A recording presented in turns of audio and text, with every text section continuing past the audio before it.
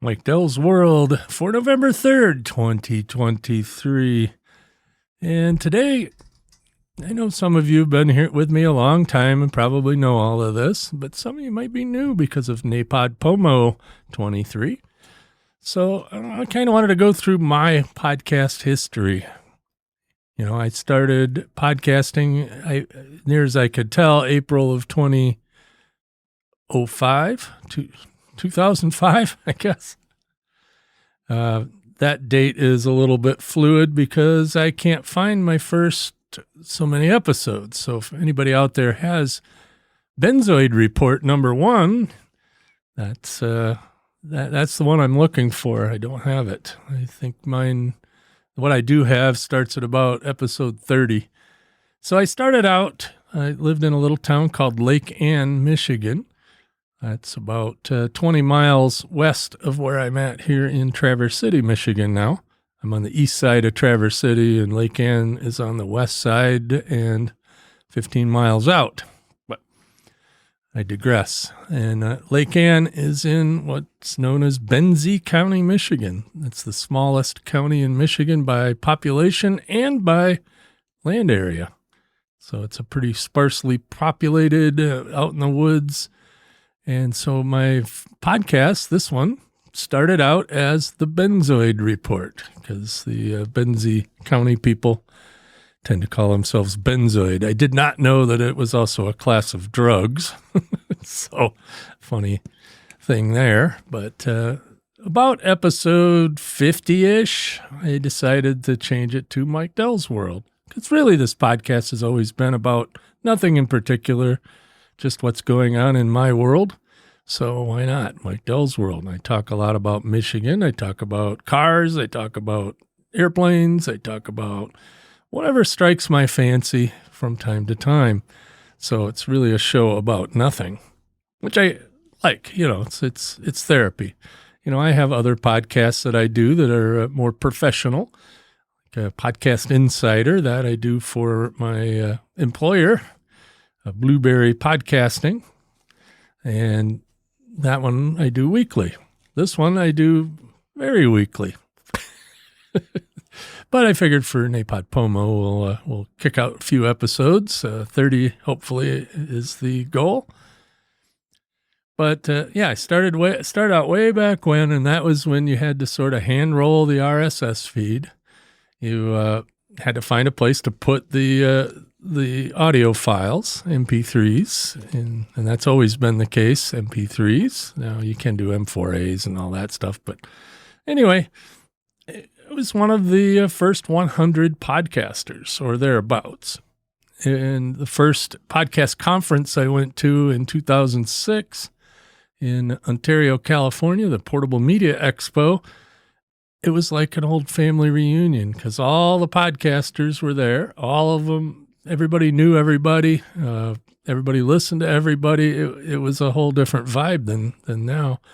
You know, now there's between, depending on who you listen to, there's between 2 and 5 million podcasts out there. Now, there's really probably 200 to 300,000 active podcasts, this being one of them periodically. But, I worked. I worked on the show. I did, I never was really consistent, hence I only have 390 episodes. But I did have some phone-in episodes. There was an outfit called GarageBand at the time where you could just dial up a phone number, talk into the phone, and hang up, and it would publish an episode. I used that for a while, and those aren't numbered, so there's probably more out there than just the 390 that I claim. But so I did that for a while, and then I moved to a company called Podshow. Podshow was a company by Adam Curry and Ron Bloom. Their whole thing was quit your day job. At the time I had a day job. And, they were going to bring money into podcasting and let you quit your day job. And that worked for a few years, but free hosting is a bad business model. And all along this time, I knew the people that had started Raw Voice Incorporated. Raw Voice is the parent company of Blubrry Podcasting, now my employer. But that first conference, I met those guys, and, we're hanging around them a bit every time we'd go to conferences and whatnot. And so in 2009, I switched my hosting from what was called Mevio at the time, because Podshow had turned into Mevio, and then Mevio tried to compete with YouTube, and now they no longer exist. But around probably 2008, actually, I moved to Blubrry hosting and was a customer at Blubrry for a little while. And then I got hired on part-time as a contractor doing tech support. And, I would just do email tech support when I had time. And the job I had, I would push a button and then wait an hour for something to happen and then push another button. And so I could do that at my day job and still, keep up with support.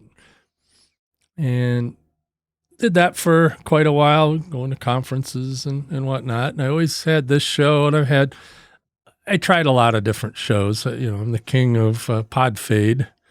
We did What's Up With That with Jim Farley. Did Aviation History Today, which was a daily for a while. Then we did Aviation History This Week because daily was hard. And then also did Strange Today, which was a history with strange news on that day. Did that for a while. It was a daily. I did the Traverse City Weather Brief, which was a daily weather report. That I did that for quite a while. That was actually pretty easy. It was a rip and read, about 2 minutes, publish, done. And I had that on the Amazon Talking Tubes and the Google Talking Speakers. And never did get it on the Apple one because Apple's not that popular in that genre anyway.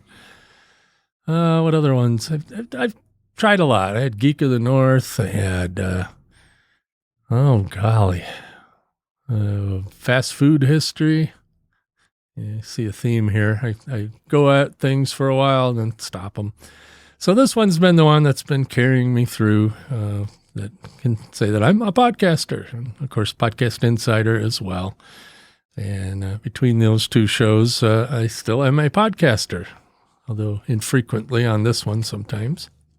And I always have ideas of, I want to do a podcast about that. And then I remember how much is involved in starting a podcast. It's not particularly hard, but it's just, to do something of quality takes a little more effort than just rip and read or whatever. Live to the hard drive. That was another big thing back in the day. But suffice it to say, I've been around podcasting a long time. I've been working full-time for Raw Voice now or Blubrry for, 7 years, 8 years, something like that. And I'm the part owner, and it's going swimmingly. I work in a shed in my backyard and have a 45-foot commute out my back door. And life is good.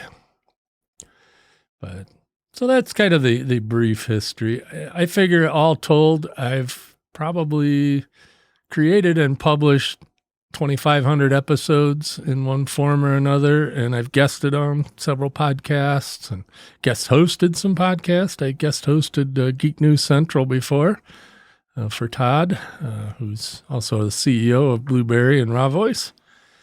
And speaking of which, guesting on shows, tomorrow afternoon, I'm going to be on the Podcasting 2.0 show with Adam Curry, the inventor of podcasting or co-inventor of podcasting, and Dave Jones, the pod sage.